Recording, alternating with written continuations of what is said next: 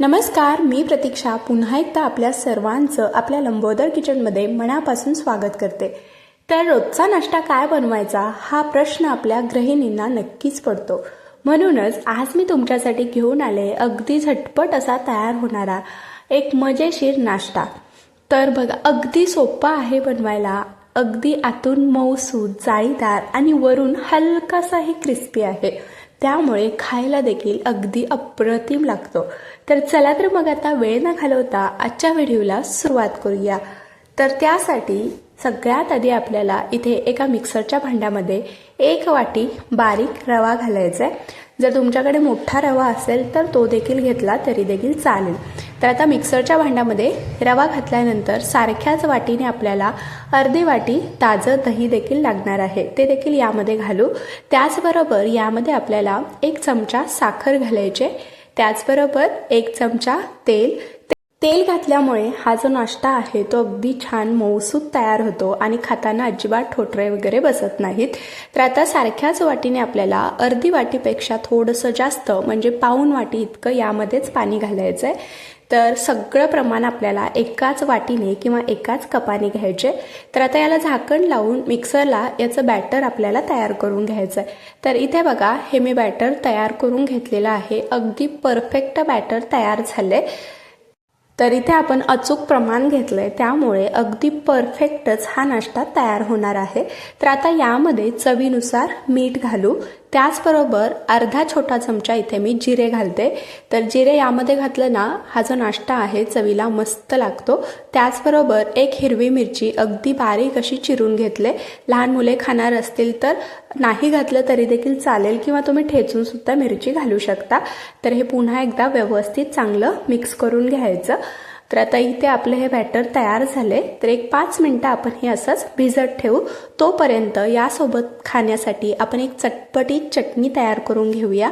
त्यासाठी एका मिक्सरच्या भांड्यामध्ये पाव वाटी ओल्या खोबऱ्याचे काप, पाव वाटी शेंगदाणे, तर इथे मी भाजलेले शेंगदाणे त्याची साल काढून घेतले, तुम्ही सालीसकट सुद्धा शेंगदाणे वापरू शकता।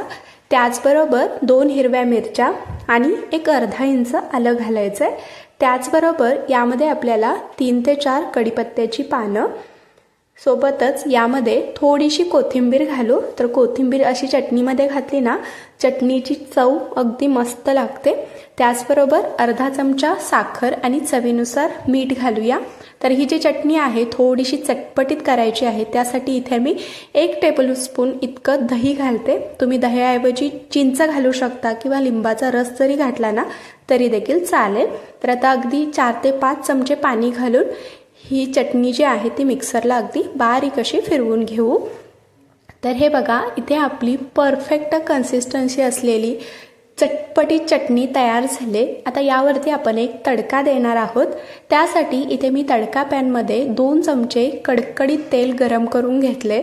यामध्ये पाव चमचा मोहरी, अर्धा चमचा जिरे, 4 ते 5 कढीपत्त्याची पानं आणि अगदी चिमूटभर हिंग घालायचं आहे। तर इथे आपली ही कडकडीत फोडणी तयार झालेली आहे। तयार करून घेतलेली फोडणी या चटणीवरती घालायची। तर अगदी सोपी आहे ही चटणी बनवायला आणि चवीला तर खरंच अप्रतिम लागते। तर ही चटणी तुम्ही डोशासोबत, इडलीसोबत सुद्धा खाऊ शकता। तर इथे आपली ही चटपटी चटणी तयार आहे। तर आता आपल्याला काय करायचं आहे, ज्या प्लेटमध्ये आपण हा नाश्ता तयार करून घेणार आहोत त्या प्लेटला आधीच थोडंसं तेल लावून घ्यायचं। तर हातानेच सगळीकडे असं तेल पसरवून घ्यायचं आणि व्यवस्थित लावून घ्यायचं। तर ही प्लेट जी आहे ती मी ढोकळा प्लेट घेतले। तुम्ही याऐवजी कोणत्याही एखाद्या डब्यामध्ये किंवा ताटामध्ये सुद्धा हा नाश्ता तयार करून घेऊ शकता। तर इथे मी या संपूर्ण प्लेटला तेल लावून घेतलेलं आहे।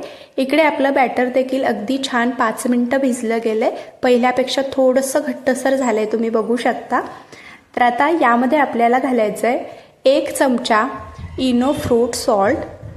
तर तुम्ही इथे इनो फ्रूट सॉल्ट ऐवजी पाव चमचा बेकिंग सोडा सुद्धा घालू शकता। त्याचबरोबर यामध्ये आपल्याला 1 चमचाभर यावरती पाणी घालायचं आहे आणि हे अगदी फटाफट आपल्याला एकाच डायरेक्शनमध्ये व्यवस्थित मिक्स करून घ्यायचं आहे। तर जसजसं आपण व्यवस्थित मिक्स करत जाऊ तसतसं बघा याला छान असे बबल्स येऊ लागलेत आणि हे जे बॅटर आहे अगदी हलकं फुलकं तयार झालेलं आहे।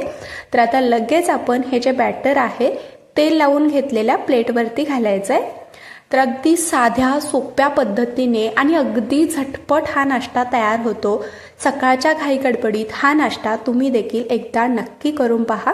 तर इथे मी प्लेटमध्ये हे बॅटर घातले. आता याची चव अजून दुप्पट करण्यासाठी यावरती मी थोडासा सांबर मसाला घालते. जर तुमच्याकडे सांबर मसाला नसेल तर पावभाजी मसाला जरी घातला तरी देखील चालेल.